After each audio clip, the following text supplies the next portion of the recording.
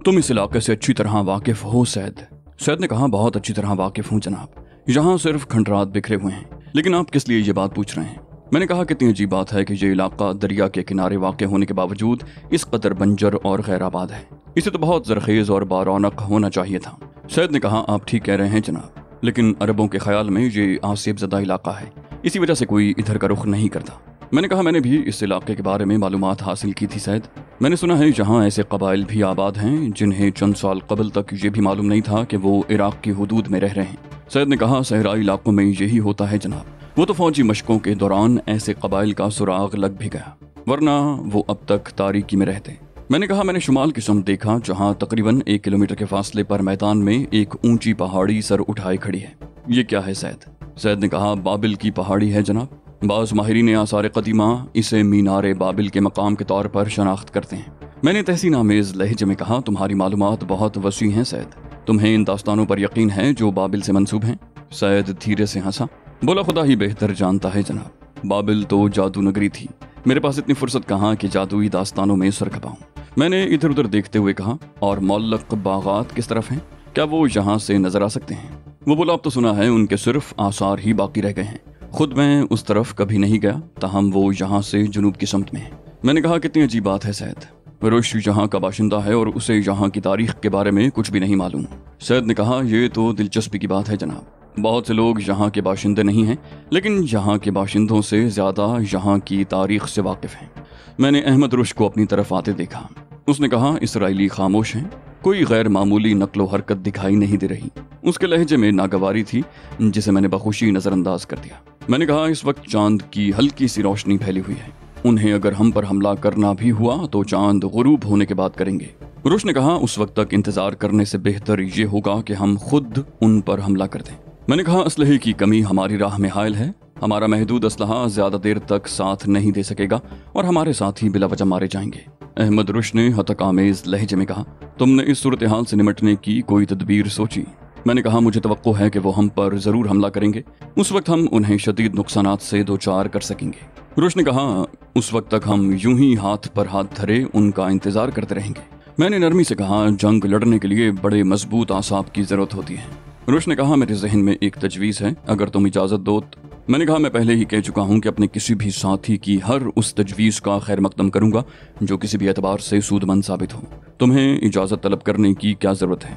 रुश ने तंजिया लहजे में कहा, तुम इंचार्ज हो ना, मैंने सोचा कि तुम बुरा न मान जाओ।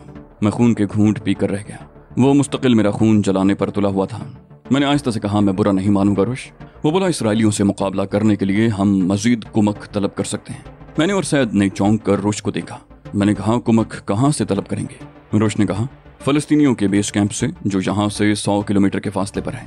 सैद ने कहा, तजवीज़ तो अच्छी है, लेकिन बेस कैंप बहुत दूर है, वक्त बहुत लग जाएगा। रुश बोला, इसका हल भी मैंने सोच लिया है, मैं अपने तैयारे के ट्रांसमीटर पर उनसे राब्ता कायम कर सकता हूँ।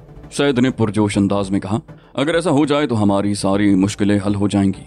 मैंने कहा, मेरा ख्याल है इस तरह हमारी मुश्किलात इस कदर बढ़ जाएंगी कि उन्हें हल करना बिल्कुल ही नामुमकिन हो जाएगा। रुश ने जहरीले अंदाज में कहा, मुझे मालूम था तुम हरगिज मेरी तजवीज़ से इत्तेफाक नहीं करोगे। मैंने कहा, अगर तुमने कोई काबिल अमल तजवीज़ पेश की होती तो मैं हरगिज उसे रद्द न करता। सैद ने कहा, यह तजवीज़ तो बिल्कुल काबिल अमल है जनाब, मुझे हैरत है कि ये बात मेरे जहन में क्यों ना आई। मैंने कहा, तुम ये बात कह सकते हो सैद, इसलिए कि तुम बहुत सी बातों से लाइल्म हो। अहमद रुश उन बातों से वाकिफ है, अगर इसको गौर करने का मौका मिला होता तो ये खुद ही अपनी तजवीज़ मुस्तरद कर देता। रुश ने चैलेंज करने वाले अंदाज में कहा, अगर तुम कोई ऐसी तजवीज़ पेश कर सको जिसकी बिना पर मेरी पेश की हुई तजवीज़ नाकाबिल अमल करार पाए तो मैं तुम्हारी तरफ से अपना दिल साफ कर लूँगा। मैंने कहा, तुम ये वादा करो कि इस मुहिम के खात्मे के बाद भी हमारे दरमियान कोई दुश्मनी नहीं होगी। रुश ने बड़ी तेज़ी से कहा, मुझे मंजूर है। उसे अपनी तजवीज़ के काबिल अमल होने का पूरा यकीन था। मैंने कहा, तुम्हें मालूम है कि गुमशुदा कॉनकोर्ड की तलाश किस पैमाने पर की जा रही है? रुश सन्नाटे में आ गया। उसके समझ में फौरन ही पूरी बात आ गई थी, लेकिन सैद कुछ भी न समझ सका।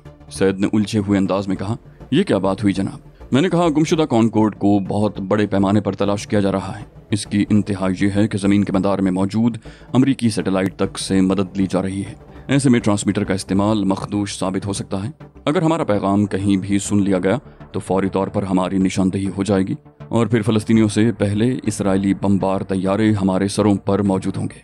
सैयद ने कहा, लेकिन आपको ये बात किस तरह मालूम हुई कि कॉनकॉर्ड को किस पैमाने पर तलाश किया जा रहा है? मैंने कहा, यह बात रुश को भी मालूम है। कॉनकॉर्ड को अगवा करने के बाद हमने ट्रांसमीटर पर होने वाली उनकी एक गुफ्तगू सुन ली थी, जिससे हमें ये बात मालूम हुई। सैयद ने तफहीमी अंदाज में सर हिलाया। बोला, वाकई जनाब, फिर तो ट्रांसमीटर इस्तेमाल करने का ख्याल भी दिल में नहीं लाया जा सकता। रुश ने कहा, तुम्हारी बात तस्लीम कर ली जाए तब भी ये सवाल पैदा होता है कि कॉनकॉर्ड के पायलट बैकर ने उन्हें ट्रांसमीटर पर अपनी पोजीशन से क्यों मुत्तला नहीं कर दिया। मैंने कहा, मेरे फिट किए हुए बम ने कॉनकॉर्ड की वायरिंग तो कम से कम तबाह कर दी होगी और उनका ट्रांसमीटर नाकारा हो गया होगा, वरना हम अब तक कभी के राही मुल्क अदम हो चुके होते। रुश ने मेरी तरफ हाथ बढ़ाते हुए कहा, ठीक है दोस्त, मैं तुमसे अपने सारे इख्तिलाफात ख़त्म करता हूँ। मैंने बड़ी गर्मजोशी से उससे हाथ मिलाया। कहा, मेरे लिए इससे बढ़कर खुशी की बात और कोई नहीं हो सकती। रुश ने नदामत से कहा, मुझे वैसे भी एहसास हो गया था कि गलती मेरी है। मालूम नहीं कभी कभी क्या हो जाता है, गुस्सा आता है तो दिमाग कुछ सोचने समझने के काबिल ही नहीं रह जाता। मैंने उसके शाने पर हल्की सी थपकी दी। कहा, कोई बात नहीं रुश, हम सब किसी न किसी कमजोरी का शिकार होते हैं, बस आदमी को अपनी कमजोरियों पर काबू पाने की कोशिश करते रहना चाहिए। अहमद रुश ने बड़े खुलूस से कहा, मैं वादा करता हूँ कि आइंदा खुद पर काबू रखने की कोशिश करूंगा। फिर सैयद की तरफ मुड़कर बोला, मैं तुमसे भी माजरत खा हूँ। सैयद ने कहा, आप मुझे शर्मिंदा कर रहे हैं जनाब, मैंने आपकी किसी बात से अपनी तौहीन महसूस नहीं की। मैंने कहा, चांद गुरूब होने वाला है, अब हमें फैसला कर लेना चाहिए कि हमारा आइंदा इक़दाम क्या होगा। सैयद ने कहा, हमारे पास दोनों सूरतें मौजूद हैं। मुकम्मल तारीकी फैलते ही हम उन पर हमला कर दें या फिर उन्हें खुद पर हमला आवर होने का मौका दें। रुश ने कहा, मेरे ख्याल में जंग का फैसला जितनी जल्दी हो जाए उतना ही अच्छा है। मैंने सैयद की तरफ देखते हुए पूछा, और तुम क्या कहते हो? सैयद ने कहा, जंग का फैसला जल्द हो या देर से, अहम बात यह है कि वो हमारे हक में होना चाहिए। मैंने रुश से पूछा, रुश, तुम्हारे ख्याल में अगर हम आगे बढ़कर हमला कर दें तो नताइज हमारे हक में निकलने के क्या इम्कानात हो सकते हैं? रुश ने मुस्तरिबाना अंदाज में पहलू बदला। बोला, इसके इम्कानात कम होंगे। मैंने तस्दीक की, ना होने के बराबर होंगे। उसके बरक्स हम उन्हें जितना तवील इंतजार कराएंगे उतना ही हमारे हक में बेहतर होगा। सैयद ने कहा, मैं आपसे मुत्तफिक हूँ जनाब, बेहतर सूरत यही है कि हम दिफाई जंग लड़ें। रुश ने एतराज़ किया। बोला, इस बात की क्या जमानत है कि वो हम पर ज़रूर हमला करेंगे? फ़र्ज़ करो हमारी तरह वो भी दिफाई जंग लड़ने का फ़ैसला कर लें तो क्या होगा? मैंने कहा, वो इतना मखदूश फ़ैसला कर ही नहीं सकते। वो जल्द अज जल्द लड़ भिड़ कर यहाँ से निकलने की कोशिश करेंगे। अगर हमने उन्हें ज़्यादा देर घेरे रखा तो वो भूखे मर जाएंगे। उनके पास ना तो राशन है और ना ही उनकी कोई सप्लाई लाइन है, जबकि हमारे पास कई दिनों की खुराक मौजूद है। रुश ने खुश होकर कहा, गोया अगर हमने 24 घंटे तक उन्हें यहाँ से निकलने न दिया तो वो हथियार डालने पर मजबूर हो जाएंगे। मैंने कहा, उनके पास इसके सिवा और कोई चारा ही नहीं रहेगा, लिहाजा मुझे यकीन है कि उनकी तरफ से हम पर ज़रूर हमला होगा। रुश ने कहा, तब तो हम दिफाई जंग ही लड़ेंगे। मैंने सुकून का एक गहरा सांस लिया। सबसे पहले मैंने उन्हें देखा, पहाड़ी ढलान पर अपनी कायम करदा चेक पोस्ट पर मुतय्यन निगरानी करने वालों से भी पहले, और इसकी वजह सिर्फ ये थी कि मैं दूरबीन से निगरानी कर रहा था। चांद गुरूब हुए कुछ ही देर हो चुकी थी और मैंने यहूदियों के इस्तकबाल के लिए सारी तैयारियों को आखिरी शक्ल दे दी थी। इन तैयारियों में वो निगरान चौकियां भी शामिल थीं जो मैंने ढलान पर खासा नीचे कायम की थी, और उन पर मुतय्यन अफराद की जिम्मेदारी सिर्फ इतनी थी कि जैसे ही वो दुश्मन को ऊपर की तरफ आते देखें हमें फौरन उसकी इत्तला बहम पहुंचाएं। वो मुझे सायों की मानंद नजर आ रहे थे। उनके हाथों में खुदकार राइफलें मौजूद थीं। तारों की रोशनी में काम करने वाली दूरबीन ने बराए नाम रोशनी को भी इतना बढ़ा दिया कि मैं रात के जानवरों से भी ज्यादा वाज़े तौर पर देख सकता था। मुझे तारों की छांव में उनके साए तक नजर आ रहे थे। उनके चेहरों पर रेंगते खौफ के साए भी मेरी नजरों से पोशीदा नहीं थे। मुझे उनके हिलते हुए लब भी दिखाई दे रहे थे। शायद वो लोग ज़ेरे लब अपनी मजहबी दुआओं का विर्द कर रहे थे। मैंने राइफल एक तरफ रखते हुए बहुत आहिस्ता आवाज में कहा, वो आ रहे हैं। रुश संभल कर बैठ गया। रुश ने सैयद से कहा, मशरकी ढलानों के मुहाफिजों को चौकन्ना कर दो। वो फौरन ही मशरकी समत में दौड़ गया। मैं अहमद रुश और सैयद के साथ पहाड़ी की मशरकी समत वाले हिस्से के वस्त में एक बुर्जी के साथ खड़ा था। उस जगह का नाम मैंने कमांडेंट ऑब्जर्वेशन पोस्ट रखा था। जंग के दौरान ज़रूरी हिदायत हासिल करने के लिए कुछ अफराद मुतय्यन थे जिनका काम सिर्फ ये था कि वो दौड़ते हुए कमांडेंट पोस्ट तक आते और हिदायत हासिल करके मतलूबा महाज तक पहुंचा देते। इसके अलावा अगर खुदा न खास्ता इसराइली हमारा दिफाई हिसार तोड़ने में कामयाब हो जाते तो ये जगह हमारे लिए एक और दिफाई चौकी का काम कर सकती थी। कुछ देर बाद सैयद ने आकर बताया कि मशरकी समत के मुहाफिजों को चौकन्ना कर दिया गया है, और उसके चंद ही मिनट बाद पहाड़ी ढलान वाली चेक पोस्ट से 2 अफराद दौड़ते हुए आए और कमांडेंट पोस्ट के नीचे तकरीबन बेदम होकर गिर पड़े। उन्होंने हमें वही इत्तला फराहम की जो पहले से ही हमारे इल्म में थी। वो आ रहे हैं, अहमद रुश ने कहा। वो बतदरीज ऊपर की तरफ बढ़ रहे हैं। उसके हाथ में M14 राइफल थी और स्टारलाइट दूरबीन उसी राइफल पर नस्ब थी। मैंने रुश से कहा, लाओ दूरबीन मुझे दो। उसने राइफल मेरी तरफ बढ़ा दी। मैंने रुश से दूरबीन लेकर अपनी आंखों से लगा ली। इस बार वो बहुत मोहतात थे और एक दूसरे से फासले पर थे। वो वक्फे वक्फे से किसी चट्टान की आड़ भी ले लेते और फिर निकलकर तेजी से ऊपर चढ़ने लगते। उन्होंने एक चोट खाकर सबक ले लिया था। रुश ने मुस्तरिबाना अंदाज में कहा, अगर इनमें हैसनर दिखाई दे तो उसे शूट कर देना। मैंने रुश से कहा, तुम खुद देख चुके हो, इनमें किसी मखसूस फर्द को तलाश करना कितना मुश्किल काम है। इन सबको देखने के लिए पूरी ढलान का एक सिरे से दूसरे सिरे तक जायजा लेना पड़ेगा। वो बोला, हाँ मैंने देखा है। वो मरदूद किसी तरबियत याफ्ता फौज का मंजर पेश कर रहे हैं। मैंने दूरबीन आंखों से लगाते हुए कहा, इस बार उनकी राइफलों पर संगीनें भी नस्ब हैं। मुमकिन है किसी और के लिए वो मंजर खौफजदा करने वाला रहा हो। मैं जरा बराबर भी खौफजदा नहीं था। इसके बरक्स मुझे उनका उस वक्त का रद्दअमल देखने का इश्तियाक था जब हमारी जानिब से उन पर गोलियां बरसाई जाती। मेरे लिए ये अंदाजा करना मुश्किल नहीं था कि हमारी जानिब से गोलियों के जवाब में वो किस तरह के रद्दअमल का इजहार करेंगे। जाहिर है कि उनमें से हर एक आड़ लेने की कोशिश करेगा। जिसे जो भी आड़ मैसर आएगी उसके पीछे दुबक कर बैठे रहेगा। वो सब तो बात की बातें थी। इस वक्त वो बड़े मुनज़्ज़म पैमाने पर हम पर हमला करने आ रहे थे और ये हमला वो महज अपनी जानें बचाने की खातिर कर रहे थे। यहूदी कौम का इसमें कोई फ़ायदा नहीं था। अहमद रुश ने मुस्तरिबाना लहजे में पूछा, अब वो कितनी दूर रह गए हैं? मैंने कहा, अभी तो वो बहुत दूर हैं, कोई आधा किलोमीटर का फासला तो ज़रूर होगा। रुश ने कहा, तो फिर तुम किस बात का इंतज़ार कर रहे हो? फायर खोलने का हुक्म क्यों नहीं देते? मैंने कहा, उनके करीब आने का मुंतज़िर हूँ, अभी वो बहुत दूर हैं। रुश ने कहा, हमारी दिफाई लाइन बहुत कमज़ोर है, इसलिए ज़रूरी है कि उन्हें खुद से करीब आने ही न दिया जाए। मैंने कहा, उन्हें खुद से दूर रखने के चक्कर में बहुत एमुनिशन ज़ाया होगा और हम एमुनिशन ज़ाया करने के मुतहम्मिल नहीं हो सकते। वो बोला, और अगर उनके पास दस्ती बम हुए तो वो करीब पहुंचकर हमें तहस नहस कर देंगे। मैंने कहा, मगर उनके पास दस्ती बमों की मौजूदगी के इम्कानात न होने के बराबर हैं। रुश बेताबी से बोला, हैं तो सही, अंदाजे की ज़रा सी गलती से हम सब की जिंदगियां खतरे में पड़ जाएंगी। मैंने कहा, हमें कोई ना कोई खतरा तो मोल लेना ही है। अगर उन्हें दूर रखने की कोशिश की गई तो एमुनिशन खत्म हो जाएगा। इस सूरत में हमारी शिकस्त लाजमी हो जाएगी। वो बोला, तुम बहुत बड़ा खतरा मोल ले रहे हो, मुमकिन है हमारी फायरिंग से खौफजदा होकर वो पसपा ही हो जाएं। मैंने सवालिया नजरों से सैयद की तरफ देखा। कहा, ऐसा करते हैं कि इस मसले पर सैयद की राय ले लेते हैं। सैयद ने कहा, उनके नज़दीक आने में जितना हमारी जानों को खतरा लाहक है उससे कहीं ज़्यादा खतरे में खुद उनकी जानें पड़ जाएंगी। हम कम से कम एमुनिशन के जरिए उन्हें ज़्यादा से ज़्यादा नुकसान पहुँचाने की पोजीशन में होंगे। लिहाजा मेरी राय तो यही है कि हम उन्हें ज़्यादा से ज़्यादा नज़दीक आने दें। रुश बड़बड़ाया, मेरा क्या है, लेकिन मेरा मशवरा है कि उन्हें ज़्यादा करीब मत आने देना, कहीं हम दस्ती बमों के दायरा कार के अंदर ना आ जाएं। उसके बाद मैंने M14 राइफल रुश को थमा दी और वो उसकी दूरबीन पर झुक गया। रुश ने कहा, उनमें से हर एक के हाथ में AK-47 राइफल है और उनके अज़ाइम भी अच्छे नज़र नहीं आते। मैंने उसकी बात के जवाब में कुछ कहना ज़रूरी न समझा। कुछ देर बाद मैंने रुश से कहा, अब वो कितने फासले पर रह गए हैं? रुश ने सर उठाए बगैर जवाब दिया, 350 किलोमीटर के फासले पर। मैंने पूछा, और उनकी पोजीशन क्या है? वो बोला, उनकी राइफलों पर संगीनें मौजूद हैं और ज़्यादातर आड़ में हैं, कुछ खुले में मौजूद हैं। मैं उस फ़लस्तीनी की तरफ मुड़ा जिसे पैगंबर का काम करना था। मैंने उसे कहा, AK-47 की पोजीशन पर जाकर कहो कि फायरिंग शुरू कर दी जाए। वो बड़ी फुर्ती से उठ कर रवाना हो गया। मैं दोबारा रुश की तरफ पलटा। मैंने पूछा, अब उनका फासला बताओ। रुश की आवाज़ वाज़े तौर पर कपकपा रही थी। बोला, 300 मीटर। मैंने मुतमईन अंदाज में कहा, मुनासिब फासला है, फायरिंग शुरू कर दो। रुश तो जैसे इशारे का मुंतज़िर था, उसने फौरन ही ट्रिगर दबा दिया। साइलेंसर लगी हुई राइफल से हल्की सी धाती आवाज़ उभरी। उसने राइफल ज़रा सी घुमाई और दोबारा ट्रिगर दबा दिया। फिर राइफल घुमाई और तीसरी बार ट्रिगर दबा दिया। इस मौके पर पहले AK-47 से फायरिंग शुरू कर दी गई। जंग का बाकायदा आगाज हो चुका था और उसके बाद तो जैसे क़यामत ही आ गई। यहूदियों ने भरपूर जवाबी फायरिंग शुरू कर दी। पहाड़ की चोटी पर और ढलानों में हर तरफ राइफलें गरज रही थीं और इनमें सबसे नुमायां तरीन आवाज़ 9mm की ऊजी सब मशीन गन की थी। रफ्ता रफ्ता शोर इस कदर बढ़ा कि कानों के पर्दे फटते महसूस होने लगे।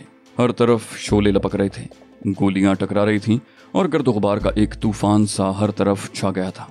ये सब कुछ था, मगर इस जंग में जंग का लुत्फ नहीं था।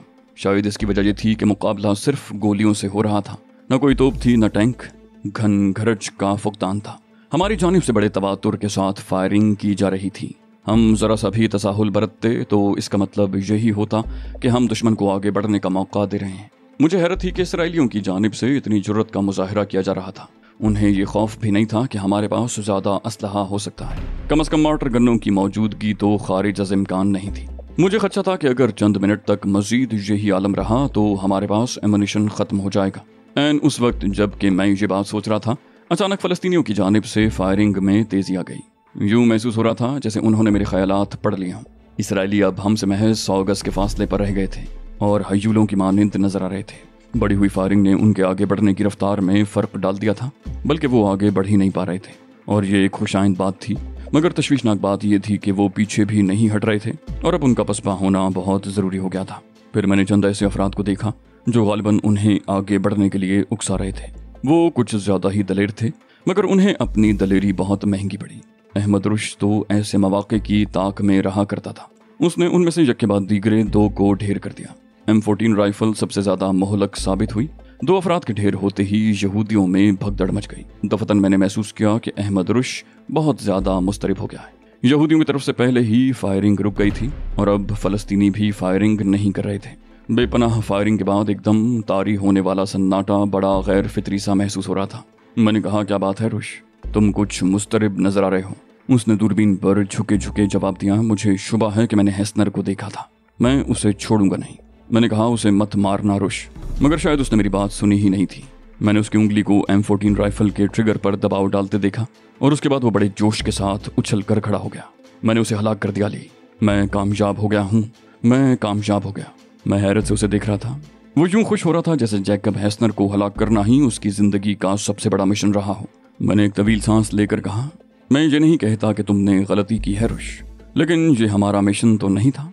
रुश ने एक तवील कहकहा लगाया और हिज़यानी अंदाज में बोला, अब कोई अमन कॉन्फ्रेंस नहीं होगी, हम कामयाब हो गए। मैंने कहा, जैकब हेस्नर से तुम्हारी ज़ाती दुश्मनी थी रुश, और ये वक्त ज़ातियात से मुबर्रा होकर सोचने का था। हेस्नर के अलावा और लोग भी तो हैं। वो बोला, हेस्नर हमारी राह की सबसे बड़ी रुकावट था। LL का सिक्योरिटी चीफ ऑफिसर होने की वजह से वही उनका सरबराह था। मैंने कहा, बेशक उसके मरने से कुछ ना कुछ असर तो ज़रूर पड़ेगा, मगर उनके हौसले बिल्कुल ही पस्त नहीं हो जाएंगे। हम अब भी मुश्किलात से नहीं निकले। मेरी बात सुनकर रुश अचानक संजीदा हो गया। बोला, अब तक हम उनके 2 हमले पसपा कर चुके हैं, उनके हौसले पस्त करना लाजमी अमर है। मैंने कहा, मेरा अंदाज़ा है कि उन्हें ज़्यादा जानी नुकसान नहीं हुआ। ये अददी बरतरी का खेल है। इस बार ज़्यादा से ज़्यादा चंद आदमी हलाक हुए होंगे। रुश ने कहा, इस बार वो लोग मोहतात भी तो बहुत थे। वो आगे ज़रूर बढ़ रहे थे, मगर चट्टानों की आड़ लेकर बढ़ रहे थे। मैंने कहा, हमें नताइज से गरज रखनी चाहिए। इससे क्या फ़र्क पड़ता है कि उनका जानी नुकसान कम क्यों हुआ, बात तो ये है कि वो फिर हम पर हमला करेंगे। रुश ने बेनियाजी से कहा, मैं अंदाज़ा कर चुका हूँ कि वो तरबियत याफ्ता नहीं है। हेस्नर के मरने के बाद वो इतनी दीदा दलेरी का मुजाहरा नहीं कर सकेंगे। मेरा लहजा तंजिया हो गया। मैंने कहा, मैं तुम्हारे अंदाजे की दाद देता हूँ, मगर तुमने ये अंदाज़ा भी लगाया कि इस वक्त हमारे पास एमुनिशन की क्या पोजीशन है। अहमद रुश चौंक पड़ा। उसने कहा, यह सोचना तुम्हारा काम है, मेरी तवज्जो तो इस तरफ थी ही नहीं। मगर हमारे पास एमुनिशन ख़त्म तो नहीं हुआ होगा। मैंने कहा, ख़त्म होते होते रह गया। अगर ये जंग महज चंद मिनट और जारी रह जाती तो शायद हमारे आदमियों के पास एक गोली भी न बाकी बचती। अहमद रुश के लहजे में अचानक ही बेपरवाही का अंसर शामिल हो गया। बोला, फिक्र मत करो अली, जैकब हेस्नर को हलाक करके मैंने जो कारनामा।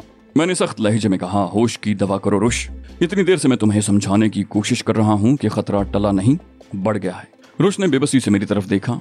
वो बड़बड़ाया, मैं नहीं समझ सकता, खुद को उन लोगों की जगह रख कर सोचो तो तुम्हें अंदाजा होगा। मैंने उसकी बात काट दी। कहा, वही कर रहा हूँ रुश, उनके पास 2 ही रास्ते हैं, मुकाबला करें या हथियार डाल दें, तीसरा कोई रास्ता नहीं। सैयद ने कहा, आप ठीक कह रहे हैं जनाब, अगर ये रात उन्होंने यूं ही गुजार दी तो उनकी शिकस्त लाजमी हो जाएगी। रुश बोला, शिकस्त से तो हमने उन्हें पहले ही 2-4 कर दिया है। हमने उनके तैयारे अगवा किए जिसका उन्हें वहम गुमान भी नहीं था। फिर हमने उनसे मुकाबला करके उनके चीफ सिक्योरिटी ऑफिसर को हलाक कर दिया, उन्हें दोबारा पसपा किया। मैंने कदर तल्ख लहजे में कहा, उनके पास राशन नहीं है रुश, ये तो आम लोग हैं, राशन के बगैर तो कोई फौज भी ज्यादा देर नहीं लड़ सकती। रुश खुश होकर बोला, ये तो मेरी बात की तायद हुई, हमें बस किसी तरह ये रात गुजारनी है, उसके बाद तो ये लोग लड़ने के काबिल ही नहीं रह जाएंगे।